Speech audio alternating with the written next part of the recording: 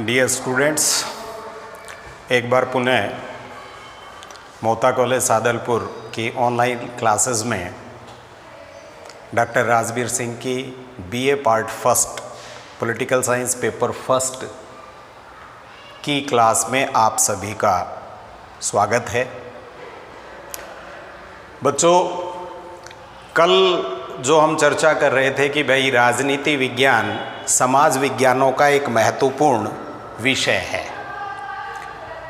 ये महत्वपूर्ण इसलिए है कि इसके स्टेट और स्टेट मशीनरी जो है उसके साथ पावर और ग्लैमर जुड़ा हुआ है। पावर और ग्लैमर जो है, जिसको राजनीति विज्ञान में कॉन्सेप्ट ऑफ पावर कहा जाता है, उसकी एक विशेषता है कि ये अपनी प्रकृति में अनिवार्य और बाध्यकारी होती है और इसीलिए राजनीति विज्ञान जो है अपने आप में एक महत्वपूर्ण विषय बन जाता है। आगे चर्चा शुरू करते हैं। देखिए, अपने मूल रूप में राजनीति विज्ञान उतना ही प्राचीन विषय है, उतना ही पुराना है जितना कि स्वयं मानव समाज। जब व्यक्ति ने घुमक्कड़ जीवन का परित्याग करके एक व्यवस्थित जीवन प्रारंभ किया, जिसको इतिहास में नोमैडिक लाइफ बताया जाता है, उस नोमैडिक लाइफ को छोड़ करके और जब सेटल्ड लाइफ की तरफ अग्रसर हुआ तो मानव समाज अर्थात ह्यूमन सोसाइटी जो है उसका निर्माण होता है, समाज का निर्माण होता है।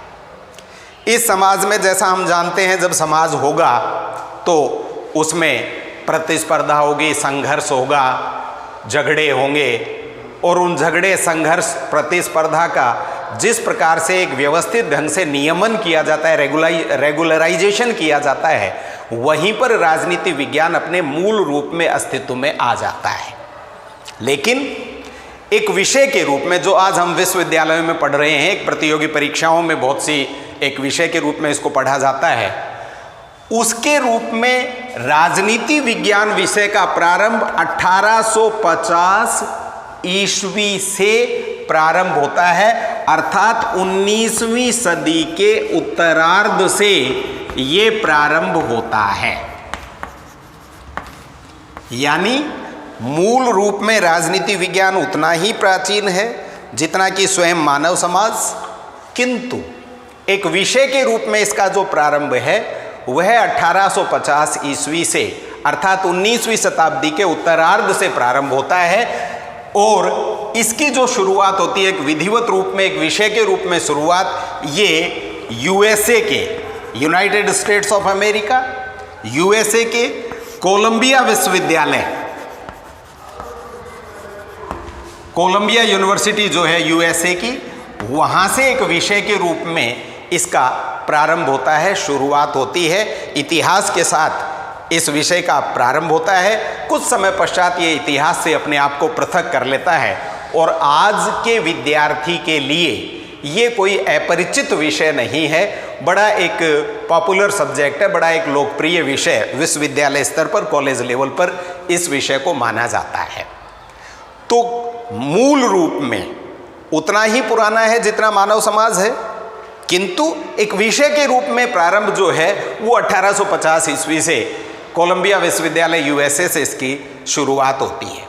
जहाँ तक भारत का सवाल है, भारत में इस विषय का प्रारंभ 1921 लखनऊ विश्वविद्यालय, लखनऊ यूनिवर्सिटी लखनऊ से होता है और विषय का उस वक्त नाम था पॉलिटिकल इकोनॉमी।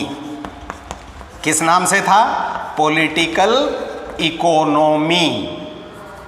इस नाम से भारत में इस विषय का प्रारंभ होता है और ये London school of political science and economics से ये प्रभावित था, क्योंकि हम सब जानते हैं कि उस वक्त भारत जो था वो अंग्रेज़ों का, ब्रिटेन का गुलाम था और इसलिए जब 1921 में भारत में लखनऊ विश्वविद्यालय से जब इसका प्रारंभ हुआ एक विषय के रूप में राजनीति विज्ञान का, तो इसका नाम था राजनीतिक अर्थशास्त्र, पॉलिटिकल इकोनॉमी। इस नाम से इसकी शुरुआत होती है लखनऊ विश्वविद्यालय से। आगे चल करके दिल्ली विश्वविद्यालय दिल्ली, भागलपुर विश्वविद्यालय भागलपुर और राजस्थान विश्वविद्यालय जयपुर राजनीति विज्ञान के पढ़ने पढ़ाने के भारत में अग्रणी केंद्र बने। और राजस्थान विश्वविद्यालय जयपुर, जिसको हम university of Rajasthan Jaipur UOR कहते हैं, ये जो है इसको राजनीति विज्ञान में लीडरशिप प्रोग्राम भी प्राप्त हुआ है, अर्थात इसने इस विषय को आगे बढ़ाने के लिए विभिन्न विश्वविद्यालयों का नेतृत्व भी किया है। ये भारत की बात है। और देखिए, ये जो राजनीति विज्ञान विषय हम पढ़ रहे हैं, इस राजनीति विज्ञान विषय का जो प्रारंभ है वो होता है अरस्तु से। अथ यानी बिगनिंग ऑफ पॉलिटिकल साइंस किससे है? अरस्तु राजनीति विज्ञान का जनक और पिता कहलाता है, father as well as founder of political science, Aristotle, यूनान से। उससे राजनीति विज्ञान का प्रारंभ होता है। और राजनीति विज्ञान की जो इति है वो डेविड ईस्टन, जो अमेरिका का विद्वान था, डेविड ईस्टन, उसके द्वारा स्थापित जो परंपराएं हैं, यानी डेविड ईस्टन द्वारा स्थापित प्रभृति पर राजनीति विज्ञान की समाप्ति होती है। मोटे रूप में और सामान्यतया ये विद्यार्थियों को सीखना चाहिए कि राजनीति विज्ञान का प्रारंभ अरस्तु से है, यूनानी दार्शनिक, और राजनीति विज्ञान अब तक जहाँ तक पहुँचा है वो डेविड ईस्टन द्वारा स्थापित जो प्रवृत्ति है, प्रभृति है, ट्रेडिशंस हैं, कस्टम्स एंड नॉर्म्स हैं, उन तक राजनीति विज्ञान का अब तक डेवलपमेंट हुआ है।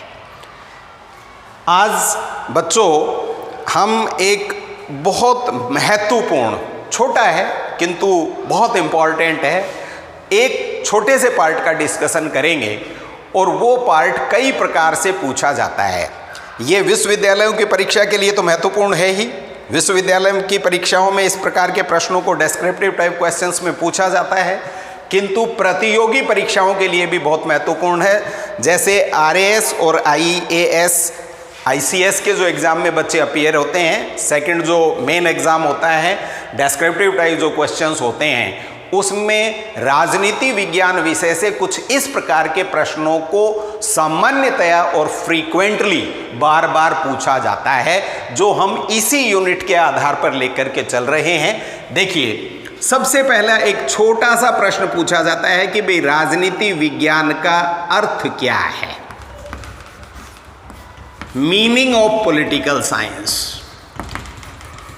जैसे प्रश्न आता है, राजनीति विज्ञान का अर्थ स्पष्ट कीजिए, इसके आधुनिक और परंपरागत परिप्रेक्ष्य में अंतर बताइए।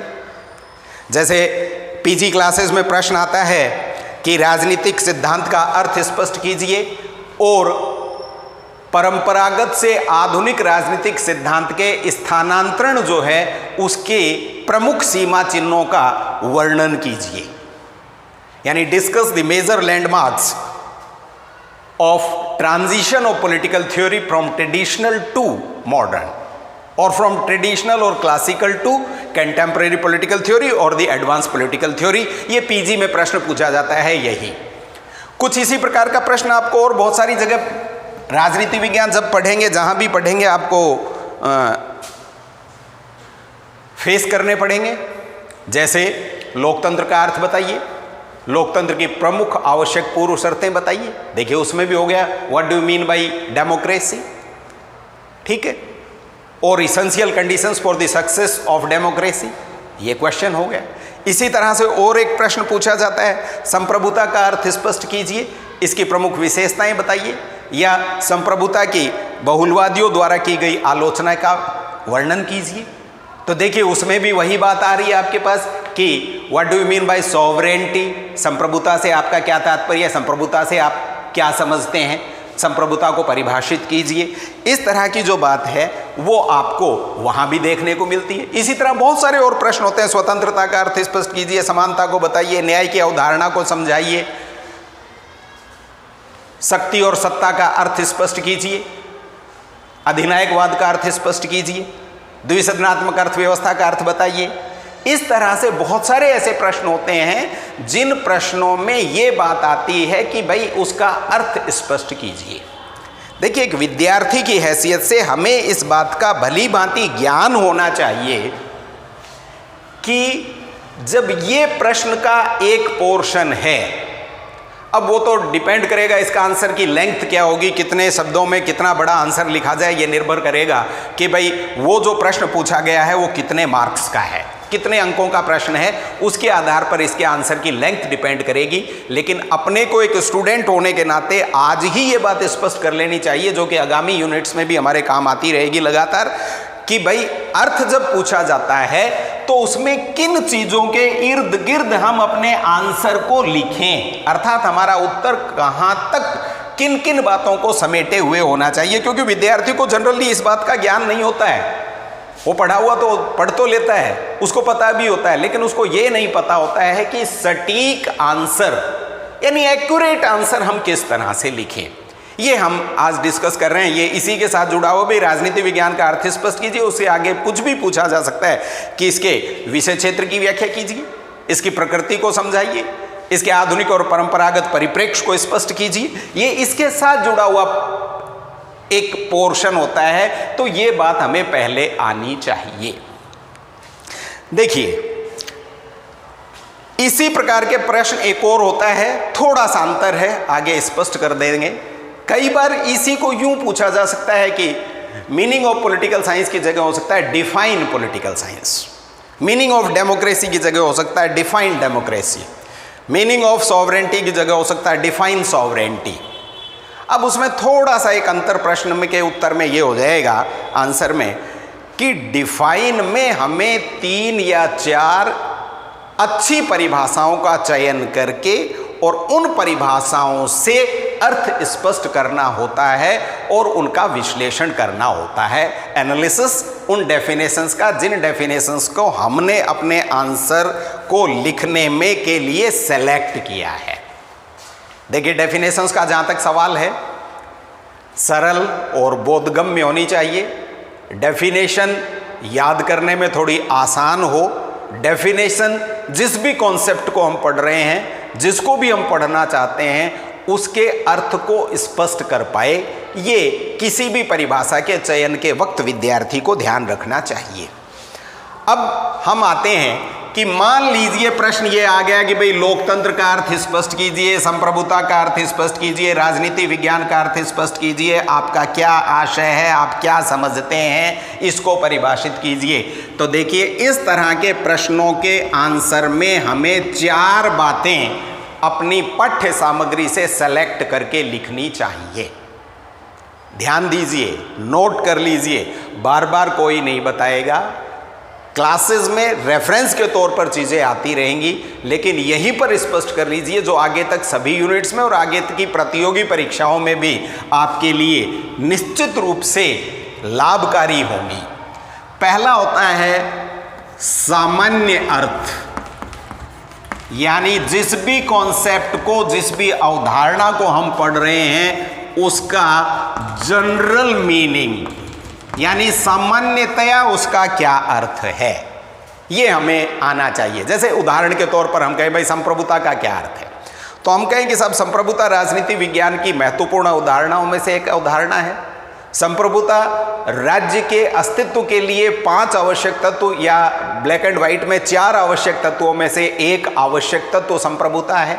संप्रभुता अपने आप में एक काल्पनिक अवधारणा है, इमेजिनरी कॉन्सेप्ट है, जो ये बताती है कि सर्वोच्च और शक्तिशाली कौन है।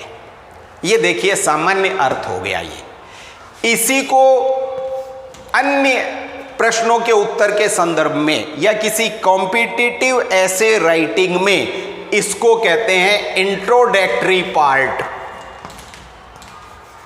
इंट्रोडक्शन या introductory part of the answer.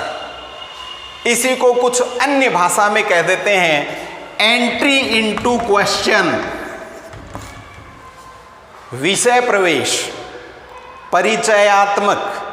सामान्य अर्थ एक ही अर्थ है, इसका एक ही तात्पर्य है। जब भी कोई एग्जामिनर आपकी आंसर शीट को चेक करता है तो मान करके चलता है कि जो भी प्रारंभिक 5, 7, 10 लाइन आपने लिखी हैं, आधा पेज आपने लिखा है, वो उस प्रश्न का विषय प्रवेश है, उसका इंट्रोडक्टरी पार्ट है, उस प्रश्न का वो सामान्य अर्थ है, जो कि हम राजनीति विज्ञान के अर्थ के संदर्भ में यहाँ चर्चा करेंगे। अन्यों के संदर्भ में जैसे जैसे हम आगे बढ़ेंगे वैसे वैसे चलेगा।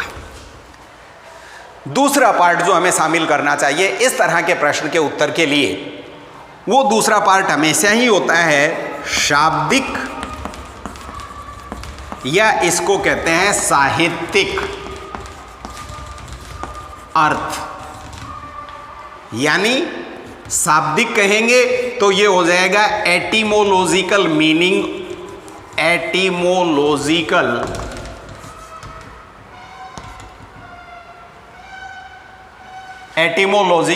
मीनिंग। साहित्यिक लिखते हैं तो literal meaning.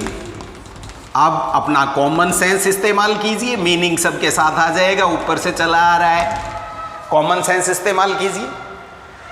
एटिमोलॉजिकल meaning of political science, etymological meaning of democracy, etymological meaning of liberty, etymological meaning of sovereignty, etymological meaning of justice. जिस भी प्रश्न को पूछा गया है उस प्रश्न का शाब्दिक अथवा साहित्यिक अर्थ क्या है। क्योंकि देखिए, कोई भी जो पूछा जा रहा है वो किसी न किसी शब्द से मिलकर के बनता है। उस शब्द की कहीं न कहीं से एक व्युत्पत्ति होती है, derivation of that particular term और वर्ड। वो जो डेरिवेशन है वो कहाँ से हुआ है, और जहाँ से डेरिवेशन हुआ है, जिस समय उसकी व्युत्पत्ति हुई है, उस समय में उन परिस्थितियों में उस शब्द का क्या अर्थ था, और आज तक आते आते डेवलप होते होते उसका अर्थ क्या हो गया, ये इस पार्ट के अंतर्गत हमें डिस्कस करना पड़ता है। चाहे हम किसी भी प्रश्न का जवाब लिख रहे हों, यहाँ तो हमारा जो है वो है कि राजनीति विज्ञान का अर्थ स्पष्ट कीजिए या मीनिंग बताइए। थर्ड पार्ट जो होता है इस प्रकार के प्रश्न के उत्तर के लिए, यानी तीसरी क्या बात शामिल की जानी चाहिए। तीसरी जो बात है वो हमेशा होती है परिभाषाएं या पारिभाषिक संदर्भ।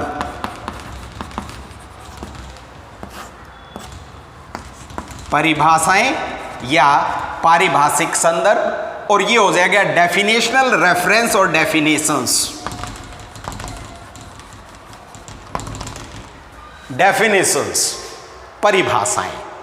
अब देखिए, जिस भी आप पढ़ेंगी, छोटी क्लासेस में भी 11वीं 12वीं में भी पढ़ा होगा, और अब जो पढ़ेंगे उस सब में बिल्कुल आपको स्पष्ट हो जाएगा कि आप स्वतंत्रता पढ़ते हैं, स्वतंत्रता की परिभाषाएं हैं, समानता की परिभाषाएं, अधिकार की परिभाषाएं, संप्रभुता की परिभाषाएं हैं, लोकतंत्र की परिभाषाएं हैं, राजनीति विज्ञान की परिभाषाएं हैं, न्याय की परिभाषाएं हैं, राज्य की परिभाषाएं हैं। और थोड़ी देर पहले हम चर्चा भी कर रहे थे कि परिभाषा का जो चयन है वो विद्यार्थी को किस तरह से करना चाहिए। तो थर्ड पार्ट जो इस तरह के प्रश्न के उत्तर के लिए हमें अपनी पाठ्य सामग्री से सेलेक्ट करके आंसर बुक में लिखना चाहिए, वो होता है पारिभाषिक संदर्भ, जिसको हम कहेंगे डेफिनेशनल रेफरेंस, डेफिनेशनल मीनिंग, या definitions of the particular concept which is asked in our question. Fourth part जो है वो इसमें होता है तत्व,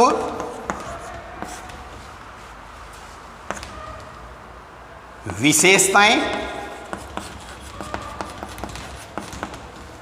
लक्षण। देखिए, तीनों का तात्पर्य कमोबेश एक ही है, किंतु अलग अलग जब हम टॉपिक्स पढ़ते हैं तो किसी में होता है इसके लक्षण लिखा हुआ होता है, किसी में उसके मूल तत्व लिखा हुआ होता है, किसी में उसकी विशेषताएं लिखी हुई होती है। तो जिस भी प्रकार के प्रश्न को, टॉपिक को हम पढ़ रहे हैं, उसके साथ जो भी बात जुड़ी हुई, तत्व जुड़ी हुई है, तत्व हेडिंग लगा दीजिए, विशेषता जुड़ी हुई, विशेषता हेडिंग लगा दीजिए, और लक्षण लिखे हुए हैं तो लक्षण का हेडिंग लगा दीजिए। अब ये तीन प्रकार की बात हो गई। जब हम इसको तत्व कहते हैं तो फंडामेंटल एलिमेंट्स, विशेषताएं और लक्षण हो जाएंगे फीचर्स और कैरेक्टरिस्टिक्स।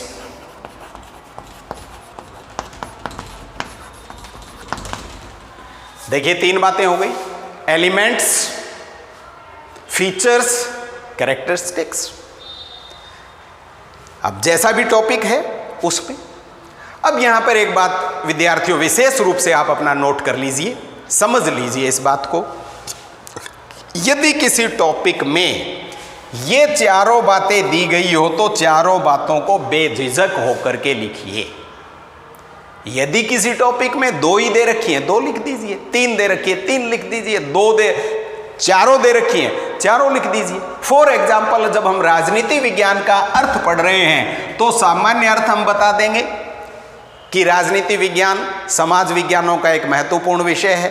राजनीति विज्ञान अपने मूल रूप में वहीं पर अस्तित्व में आ जाता है जब मानव समाज अस्तित्व में आया, किंतु एक विषय के रूप में इसका जो प्रारंभ है वो 1850 ईस्वी के बाद 19वीं शताब्दी के उत्तरार्ध में कोलंबिया विश्वविद्यालय अमेरिका से एक विषय के रूप में इसका प्रारंभ होता है। भारत में इसका प्रारंभ 1921 में लखनऊ विश्वविद्यालय से होता है पॉलिटिकल इकोनॉमी के रूप में, और आज के विद्यार्थियों के लिए कॉलेज और यूनिवर्सिटी लेवल पर ये एक बड़ा एक लोकप्रिय विषय है। सभी विद्यार्थी इसका चयन करते हैं प्राय और इसका जो अर्थ है प्रारंभ वो अरस्तु से है, और इसकी जो इति है वो डेविड ईस्टन ने व्यवहारवाद और उत्तर व्यवहारवाद के रूप में जो एक प्रवृत्ति, जो एक tradition as behaviouralism and post behaviouralism स्थापित की है, वहाँ तक इसकी ग्रोथ हुई है। अर्थ और इति, प्रारंभ और समाप्ति, यहाँ तक राजनीति विज्ञान की आज तक की है।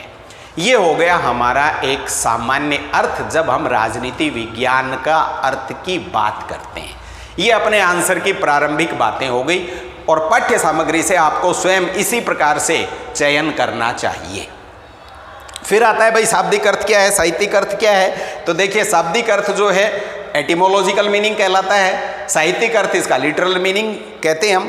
तो राजनीति विज्ञान के जहाँ तक शाब्दिक अर्थ का सवाल है, राजनीति विज्ञान का शाब्दिक अर्थ हम अंग्रेजी भाषा के शब्द पॉलिटिकल साइंस का हिंदी रूपांतरण जो है वो राजनीति विज्ञान है।